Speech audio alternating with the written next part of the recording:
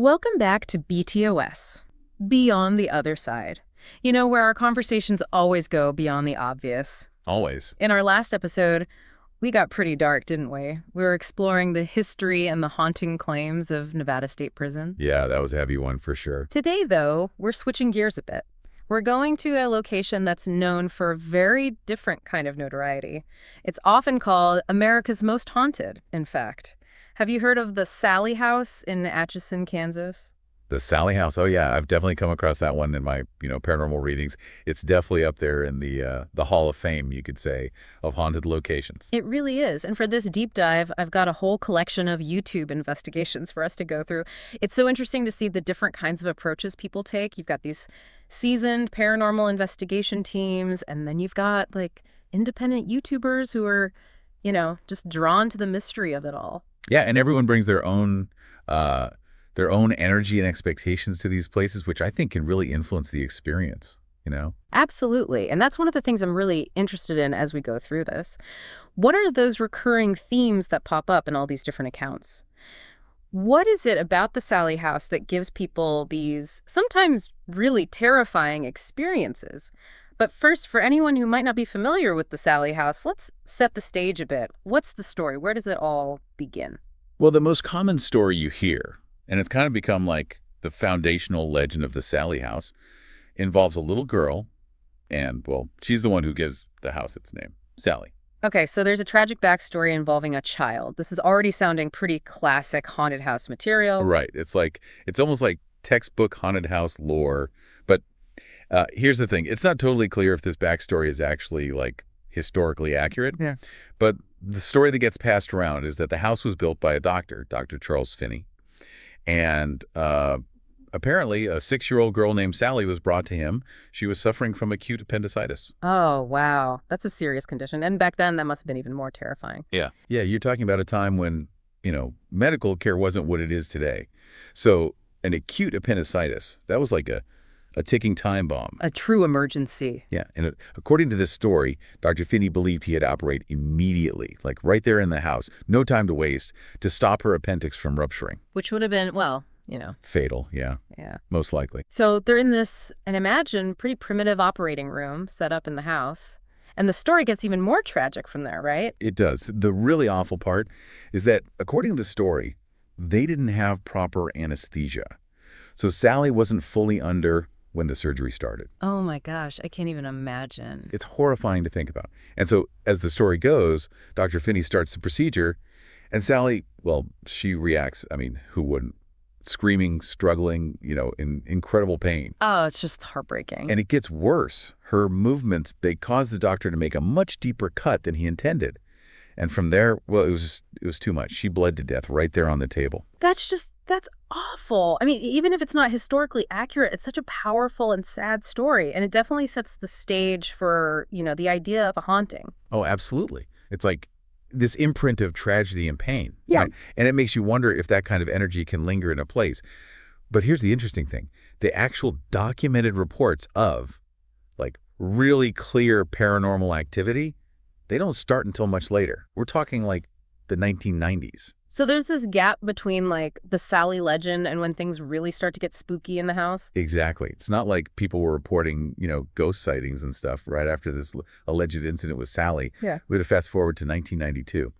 That's when a couple, Tony and Debra Pickman, they rented the Sallie House. Okay, the Pickmans. Their names come up a lot in anything you read about the Sallie House. Oh, for sure. They're kind of like central figures in the modern haunting story. And what's interesting is that their initial experiences in the house were, well, they weren't like super intense or anything, at least compared to what came later. So, like, what were they experiencing in the beginning? Well, for one thing, their dog started acting really strangely. They had this dog, normally super mellow, but he would just, like, freak out whenever he was near the room they were setting up as a nursery for their baby. Oh, like sensing something. Yeah, barking like crazy at this empty room. Mm-hmm.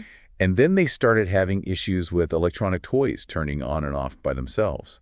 And there was this wind-up musical mobile over the crib that would just start playing on its own. Okay, that's creepy. Even those little things would start to get to me, I think. Like, is someone messing with me? Right. It's that feeling of, like, not being alone in your own home. And then Debra, she started having this feeling that something was, like, messing with her son, too. He was a baby at the time, and he would wake up almost every hour throughout the night. Oh my gosh. Exhausting. That's got to be so hard on new parents. Absolutely. And it gets weirder. A neighbor actually told them that they had seen the light on in the nursery late at night, even though the baby was sleeping in Debra and Tony's room. So, like, the light was on, but nobody was home, basically. Exactly. It's like someone or something was making their presence known, but in these subtle, kind of unsettling ways. And this all ramped up after the baby was born.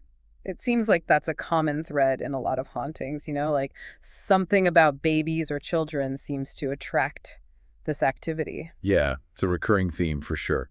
And in the Sallie house, it seems like the activity really escalated once the baby was actually living there. One of the things the Pickmans noticed was that the stuffed animals in the nursery, they kept getting moved around. Moved around? Like how? Well, at first they would find them just like in different spots than they had left them.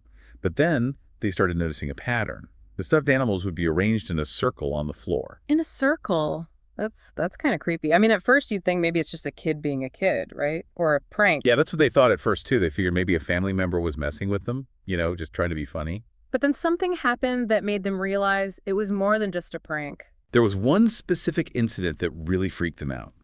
They went into the nursery and found all the stuffed animals arranged in this very deliberate circle.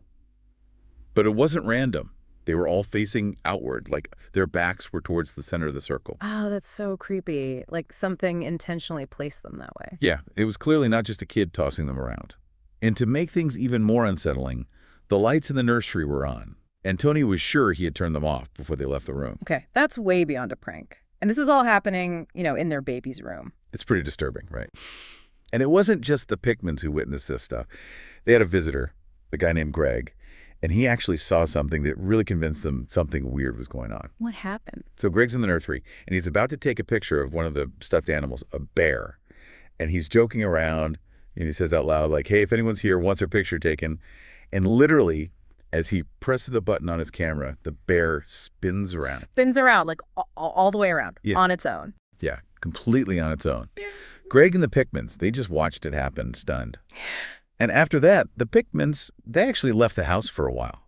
They were just too freaked out. Can't blame them. I mean, that's the kind of thing that would make you question everything. Right. It's like, okay, this is not just, a creaky old house or our imaginations. Something is going on here. And the activity didn't stop there, did it? I mean, it went from these almost playful things to something much more physical and scary. Yeah, it definitely escalated. Yeah. Shortly after that spinning bear incident, Tony was strapping the baby into the car seat. And out of nowhere, he feels this sharp, stinging pain on his back. Oh, no. Yeah. And when he checks, there are these 3 long scratches on his lower back. And those scratches, that was just the beginning. Tony ended up getting scratched a lot during their time in the Sallie house. Seriously? Being physically attacked by something unseen? It really seemed that way. And that's where the theories about what's actually haunting the house, they start to get even more complicated. Right, because if it's just the ghost of a little girl, why would she be scratching someone? It seems like there's something darker going on, too. Exactly. It's not just playful, mischievous child spirit vibes anymore. And the Pickmans, they were understandably desperate for answers. So they started reaching out to people who claimed to have psychic abilities, to try and figure out what they were dealing with. Makes sense. I mean, who else are you going to turn to when you're experiencing something like that? Right. And one psychic in particular, Peter James, he came to the conclusion that, yeah, there's definitely a spirit of a young girl in the house, likely Sallie. But he also picked up on another presence, something much darker, he said, like maybe even evil. Oh, wow. So 2 entities, and one of them's not so friendly. That was his assessment. And he actually suggested trying to appease Sallie, offer her a toy or something. That's interesting, acknowledging her presence, maybe trying to make peace. Yeah, hey, we're here. We know you're here. Let's try and coexist. But the thing is, it didn't work. The paranormal activity, it didn't stop. In fact, it seemed to ramp up even more. So not Sallie, or at least not just Sallie. Something else was feeding off of all this. It seems that way. And for Tony, it became increasingly frightening. The scratching continued, and he started having these really vivid nightmares, terrifying nightmares about the house burning down. Oh, gosh. That's awful. To be living with that kind of fear all the It time. must have been exhausting. And on top of that, the electrical issues in the house, they were still happening. Lights flickering, appliances turning on and off, that kind of thing. Adding to the general feeling of unease, I imagine. Definitely. It's like the house itself was becoming unpredictable and volatile. Yeah, And eventually, well, the Pickmans just couldn't take it anymore. They moved out. understandably. But the story of the Sallie House doesn't end there, does it? Not at all. It's like the house itself has this energy that attracts these kinds of experiences. Later on, another couple moved in, Mary Liggett and her husband. And during their time there, something really creepy happened. The landlord, Les Smith, he went to the house for a surprise maintenance check in the basement. Okay, the basement. We haven't really talked about the basement yet, but it seems like a lot of the really dark stuff is connected to that space. Oh yeah, the basement is like a whole other level of creepy in the Sallie House. And when Les Smith went down there, well, what he found was pretty disturbing. There was this huge pentagram painted on the floor. A pentagram, like a ritualistic symbol. Yeah, a pentagram. And not just that, he also found what he described as an altar and a bunch of other, weird stuff that made him think some kind of rituals had been performed down there. Oh, wow. And this led to them being evicted. Well, yeah, rumors started flying about satanic rituals happening in the basement. And the landlord, he wasn't having any of that. So Mary and her husband, they were out. This is wild.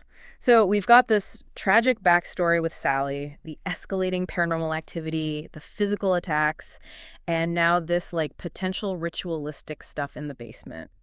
It's no wonder the Sallie House has become such a magnet for paranormal investigators. It's like all these layers of mystery and creepiness all piled on top of each other. And the YouTube investigations, they really dive into all of this. It's fascinating to see how different teams approach it.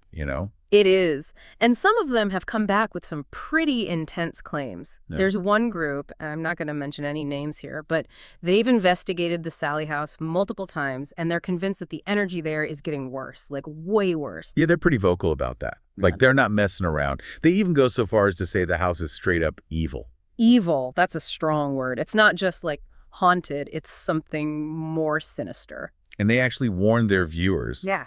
To be really careful if they ever decide to visit the Sallie House. They've had some really bad experiences there themselves. Like what? What kind of things have happened to them? Well, they've talked about how they feel like the entity in the house, it's like aware of their personal traumas. Like it's somehow able to tap into that and use it against them. Wow, that's terrifying. Like being psychologically targeted by something. Right. And one of their team members, they even had a pretty serious emotional breakdown during an investigation. There was that intense. Okay, that's way beyond just like seeing a ghost or hearing a noise. And this team, they did something kind of interesting before one of their return trips to the Sallie House. They went to another supposedly haunted or maybe even cursed location. Oh, yeah, I remember that. They went to Stall Cemetery in Kansas. That place has its own whole set of creepy legends. What's the story with Stall Cemetery? Well, it's got this reputation as being, like, super demonic. People say the devil himself shows up there every Halloween. And there's even this story that a papal flight was deliberately rerouted to avoid flying over the cemetery. What? Seriously? They diverted a papal flight. That's the story. Whether it's true or not, who knows? Yeah. But it adds to the legend. And when this investigation team went there, they described this old ruined church with, like, claw marks on it. Claw marks, like animal claw marks. That's what they said. Yeah. And it just added to this whole vibe of, like, darkness and evil, Yeah. Setting the stage for their return to the Sallie House. So they're coming off of this experience at Stall Cemetery, this place with all this demonic lore, and then they go back to the Sallie House. And they were told the house had been blessed. Right. Yeah, they said someone had performed a blessing on the house about 6 months before their visit. But even with that, they felt like the energy in the house was different this time, like even darker. Oh, wow. So even a blessing didn't really cleanse the space? Apparently not. They also brought up the Pickmans' experiences, both those scratches that Tony was getting. Like, it was a reminder that this place has a history of physical harm, too. Right. It's not just like spooky vibes. It's something that can actually hurt you. And their own experiences during that particular investigation, they were all over the place. They talked about feeling immediately uneasy when they walked in. Some of them even felt physically sick. Oh, yuck. Like a gut feeling that something's wrong. Yeah. And several of them had nightmares while they were there. And they noticed it every time they re-entered the house after being outside, the activity would ramp up. Like something was waiting for them to come back in. It's pretty creepy. And they actually claim to have captured some of this stuff on camera. They got a hallway light turning on and off by itself, a camera that was pushed over, and this, like, dark, formless cloud in the basement. Wait, a cloud in the basement? That's what they said. And one of the investigators kept seeing what they called the Top Hat Man entity. The top hat man. I've heard of that. Isn't that supposed to be like a bad omen? Yeah, a lot of people associate it with negative energy, but in this case, the investigator described him as being, like, helpful, almost like a businessman, they said. Really? A helpful entity in this supposedly evil house. That's strange. Right. It's like, what's his deal? And they had other weird experiences, too, like hearing loud pops, ringing in their ears, and even feeling the floor rocking beneath them. Rocking, that's unsettling. Like the house itself is alive or something? And one of them shared a story about seeing a ghostly figure that matched the descriptions of Sallie. And this was before she even started working as a medium. Interesting. So maybe Sallie is there, but maybe there's also something else, something pretending to be her? Or maybe multiple entities? That's the big question. And they didn't just rely on, their own senses and cameras. They also used a Ouija board to try and communicate. Oh, the Ouija board. Always a risky move, I feel like. Yeah, it can definitely open up some doors you might not want to open. And during one of their sessions, something knocked a ball off the table. Yeah. And they broke a rule, apparently, which might have angered something. What rule did they break? I don't remember the specifics, but there are all these, guidelines and superstitions around using a Ouija board. Right, like don't let the planchette go off the board, don't use it alone, stuff like that. Exactly. And they also claim to have captured some EVPs, those electronic voice phenomena. Oh yeah, those creepy voices you sometimes hear on recordings. Yeah. And some of the things they captured were pretty chilling, like, it's watching you from the basement, and it's ancient. It's ancient. Okay, that definitely suggests something more than just a little girl's ghost. And they didn't just hear things. They also felt physical effects during the Ouija board session, like intense cold, headaches, and one of their cameras just stopped working. So something was messing with their equipment. That's happened to other investigators too, right? Oh, yeah, it's a pretty common claim in paranormal investigations, like batteries draining quickly, cameras malfunctioning, that kind of thing. And this team, they also mentioned something about a spirit guide named Bob. Yeah, they felt like one of their investigators was being protected by this spirit guide named Bob, which is kind of ironic, Yeah. They're in this house they believe is super dangerous, but there's also this protective presence. It's like there's this whole spiritual ecosystem going on. And they did have some interactions with an entity that seemed to respond to the name Sallie, too. They did, and it's so weird because sometimes it seemed like this entity was playing games with them, like innocent childlike stuff. But then other times it would get really negative, especially when they talked about things like angels or light. So maybe it was Sallie, but maybe it was something darker pretending to be her, trying to lure them in. It's possible. One of the investigators talked about feeling pressure in a corner and hearing a voice whisper, "Come here." Yeah. And they also said there was this really creepy feeling coming from a closet in the house. Oh. And throughout the whole investigation, they kept talking about this, dark, heavy presence. They even said they had to use psychic protection techniques. Wow, that's intense. They were really taking it seriously. It wasn't just a fun ghost hunt for them. No, they were definitely approaching it with caution. They knew they were dealing with something potentially dangerous. Now, another really popular paranormal investigation team, they also went to the Sallie House. And they did something kind of interesting. They left music playing for Sallie. Oh, I've heard that Sallie likes music. Yeah, there are a lot of accounts that say that. She's drawn to it. So they thought, why not try and make her feel welcome, And did they have any equipment responses or anything? They did. Their K2 meter, that device that measures electromagnetic fields, it went crazy near one of the stuffed animals. Oh, the energy was concentrated around that object? Exactly. And one of the investigators said they suddenly felt like they couldn't breathe, suffocating, and they saw shadow figures moving around. Those shadow figures are another classic paranormal trope, aren't they? Oh, yeah. They're up there with, cold spots and disembodied voices. Ew. And this team, they also brought in a medium to get their take on the house. Oh, interesting. And what did the medium say? Well, according to the medium, there wasn't just one spirit in a house. There were multiple. She picked up on the energy of soldiers, which is interesting because Atchison has a history as a military town. Oh, right. That makes sense. And she also mentioned something about an evil entity. Yeah, she said there was this evil presence that seemed to be controlling the basement. And she told this story about a guy named Johnny who had visited the house and got burned in the basement. He claimed to have seen a non-human face down there. Again, the basement. Something bad is definitely going on down there. And this team, they used a pretty unique method for trying to communicate. They used a toy 8-ball. Yeah, like a magic 8 ball, right? Right. It was kind of funny, but also like a little bit disrespectful, you know? Yeah, I can see that. But did they get any answers? They said some of the answers they got lined up with, the general lore of the house and stuff. Mm. But other times it felt like they were getting different answers from different entities. Like there were multiple personalities in there with Sure. different motives. So maybe Sally is there, but she's not the only one. And they also claim to have caught something moving on camera, too. They got footage of a ball rolling down the stairs twice. And there was no explanation for how it happened. Okay. That's hard to explain away.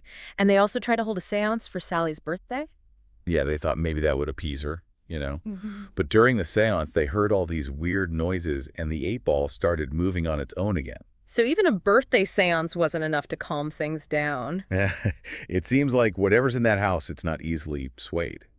Now, there's another team I wanted to mention. They were convinced that the Sallie House wasn't just haunted, it was demonic. Demonic, that's a whole other level. Yeah, and they pointed to this pentagram stain they found in the basement as evidence. So maybe those rumors about rituals weren't just rumors. It's possible. And this team, they had some really freaky experiences right off the bat.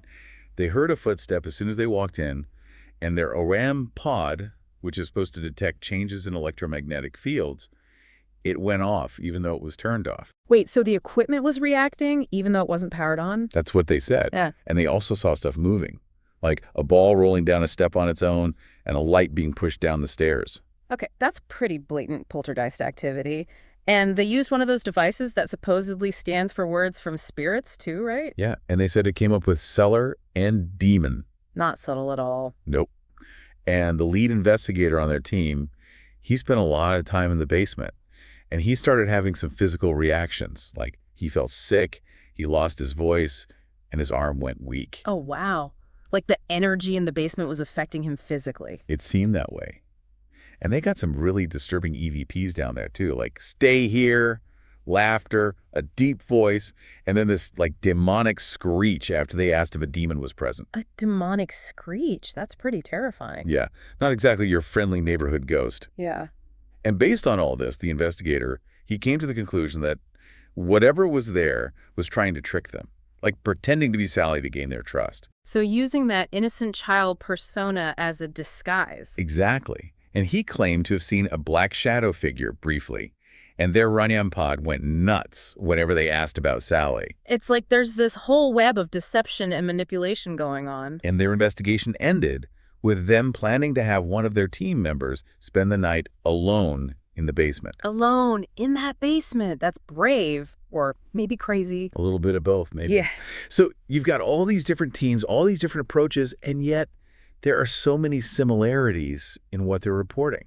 It's true. The recurring themes are really striking. Like there's almost always this idea of a child's spirit, Sally, but there's also this darker, more malevolent presence, and the basement seems to be the epicenter of a lot of the negative activity. Yeah, and you've got all this poltergeist activity, things moving, noises, lights flickering, and then the physical sensations like scratches, temperature changes, that feeling of dread. And that psychological aspect, too, the feeling of being manipulated, like something's trying to mess with your mind. It's like the house itself is playing with you, testing you, maybe even trying to break you down. And it's so hard to know what to make of it all. Is it truly Sally?